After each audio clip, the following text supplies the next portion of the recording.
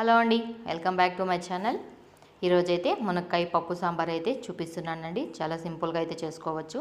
ఎలా చేసుకున్నాననేది చూపిస్తాను, చూసేయండి. టేస్ట్ కూడా చాలా బాగుంది. ముందుగా ఇందుకోసం అయితే మునక్కాయలు అయితే కట్ చేసి పెట్టుకున్నాను. ఒక టమోటా, ఒక ఆనియన్, కొంచెం తెల్లగడ్డలండి ఒలిచి వాటిని శుభ్రం చేసి పెట్టుకున్నాను. ముందుగానే పప్పును అయితే ఉడికించి పెట్టుకున్నాను. అందులోకి ముందుగా కొంచెం చింతపండును కూడా నానబెట్టి పెట్టుకోవాలండి.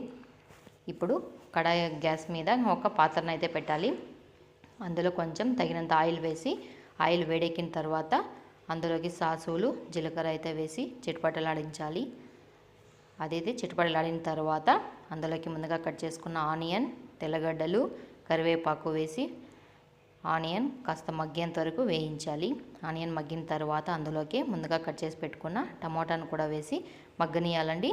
అంతా మగ్గిన తర్వాత ముందుగా కట్ చేసుకున్న మనము మునక్కాయ ముక్కలు ఉన్నాయి కదండి, వాటిని అయితే వేసుకొని, మునక్కాయ ముక్కలు మగ్గాలి కాబట్టి తగినంత సాల్ట్ కూడా వేసుకొని మగ్గించాలి.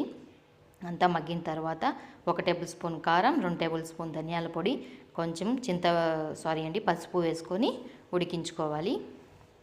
మసాలా అంతా ముక్కలకి బాగా పట్టేంత వరకు కలపాలి. తర్వాత మనం ముందుగా ఉడికించి పెట్టుకున్నాం కదండి కందిపప్పు, దాన్ని అయితే వేసుకొని తగినంత వాటర్ వేసుకొని కలబెట్టాలి.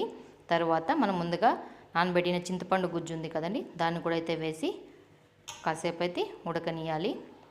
ఇప్పుడు మనకి తగినంత సాంబార్కి ఎంత వాటర్ కావాలో అంత అయితే వేసుకొని ముందుగా మనము మగ్గించుకోవాలండి. సాంబార్ని బాగా బాయిల్ అయిన తర్వాత అంతేనండి, సాంబార్ రెడీ.